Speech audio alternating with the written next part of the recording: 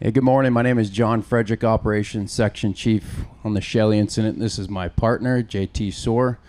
This morning we're going to talk about how our fire is driven a little bit before we move on to our operational briefing here. So, wildland fires are driven by fuels, weather, and topography. So, in the last 2 weeks, we've had a tremendous heat spell that has definitely dried out our fuels over the last few weeks. So, that's a major contributor to the fire growth in this fire. Also, we talk about weather. So we talk about drying of the fuels. We talk about low RH and high temperatures. It's essentially taking your fuels and putting it like into an oven and drying out that fuel. Any kind of moisture that's sitting in the fuels, it's going to draw out that moisture and become more readily available to burn. So that's kind of what's a major contributor to this fire. And then we talk about our terrain. So fuels, weather, and topography. So topography is another definitely a contributing factor out here in the Klamath National Forest. So we have very steep, rugged terrain. So when all these things align, which on this incident, we have fuels, weather, and topography aligning, and that's not in our favor. So we had hot, dry conditions. We have steep, rugged terrain. So all these things, when they align together, we can see large fire growth. So the other day when we had a push from the lower portion of our fire, all those things aligned. We had steep terrain, we had wind, we had low RH, and we had the fuels available to burn. So that's the major contributing factor to these large fire growth days. So yesterday was a great opportunity to see one of those aspects removed from that fuels, weather, and topography. We kind of removed that weather portion of the triangle, and that gives us the opportunity to get in there to be more direct with our fire line and gives our opportunity to be more safer with our firefighters. So just a little bit on that. Now we'll start to go into a little bit of operational overview of what happened. So starting off up top, again to the north between Mills Creek and Kidder Creek, we've had some amazing opportunities to go direct and secure these lines up top. So our crews are continuing to work on that line, coming down into the Kidder Creek drainage. Once again, mopping up. Firefighters are moving in, not only on the fire line, but they're moving in now 100, 200 feet to really secure those lines. Moving up into the Kidder Creek drainage along the road, we have this black line. So this black line is our containment line. This is where we not only have the fire secure, but we have that depth off of our line. So any kind of rolling material, any kind of snags, any kind of embers that come across, we've mitigated those. So now that gives us an opportunity to call it containment. Coming down toward the Patterson drainage, this once again, we're working in steep, rugged terrain, uneven terrain, so we have that opportunity for those fuels and snags, embers. We had the opportunity is there for rollout and any kind of noose embers going across our line.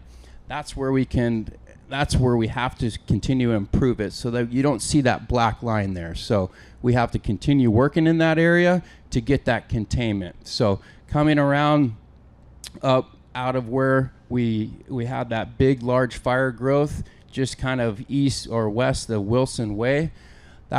Yesterday we talked about removing that weather aspect of the triangle. That was the opportunity yesterday that we needed. We had a large fire growth day the day prior, and we took every advantage yesterday, and we threw everything we could at it. Bulldozers, hand crews, helicopters. We put mobile retardant out of helicopters, and we went in there and we got after that. It was a big firefight the day prior. You guys can see it from Etna up on the hillside. And even though it's in steep, rugged terrain, we went after it. We know it's not the best line to hold because we have that the ability for that rollout material to roll down the hill and jump our line and start new fires. That's not exactly where we want to hold it, but we had that opportunity yesterday to get after there and get direct on that fire's edge, and we were successful. It was a great day yesterday. We have this hand line, we have dozer line in here, and we're continuing to work back into the upper Patterson Creek drainage to continue to go more direct in there. So we'll be working today. Same thing. We're going to continue to build off of that. We're going to continue to get that depth off of that hand line to secure it even more, drop any snags that can potentially drop over our containment lines.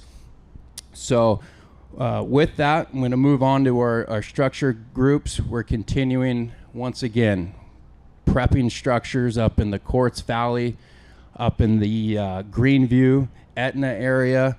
They're continuing to make sure that there's good clearance around the houses. And then once again, working off of Highway 3, we're continuing to build that line. We're continuing to masticate, chip, and remove any kind of fuel in there. So that's what I have. I'm going to turn it over now to my partner, JT. So John alluded to the fuels, terrain, and weather. You know, the weather changes sometimes multiple times a day. The topography never really changes in the scope of time that we're here, and the fuels change a little bit.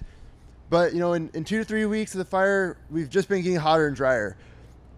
Because we can't really change the fuels, we're really looking for opportunities to use natural barriers. So these are rocky cliffs, ridges that are those high alpines, not much fuel on them, creeks, wet meadows, stuff like that.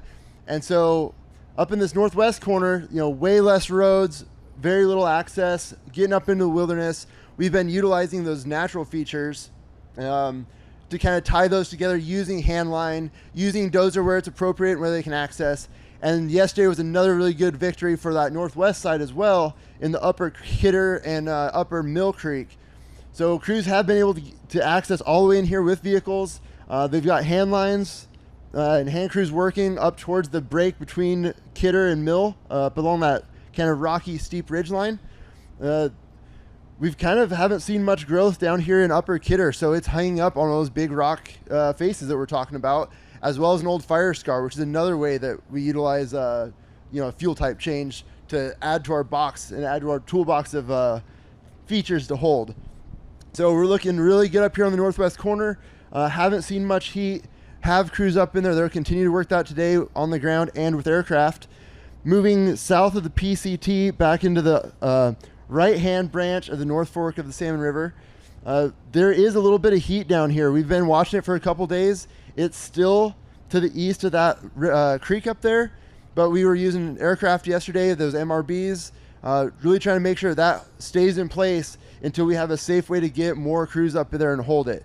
Hopefully the weather's going to give us some leeway. It'll stay where it's at, but we're working on those plans to figure out how we can get people way up in this remote country and address those to make sure it doesn't come up later as it stays hotter and drier into August. Moving around to the south, very little growth up here, and even the models that we're running based on the next 7 days of weather, we don't expect to see much growth in the upper Babs area. If it does creep around, it's really rocky, it's very scabby fuels, not much to burn to the south, and that's against our prevailing winds, which are from the southwest and the west. So low concern for this country down here in the bottom, but we still have people monitoring it to make sure it doesn't surprise us. With all the good work going on the west side and the north side, we're really focused on not letting anything pop out and surprise us that we're not expecting. And with that, have a good day. Stay safe. Thank you.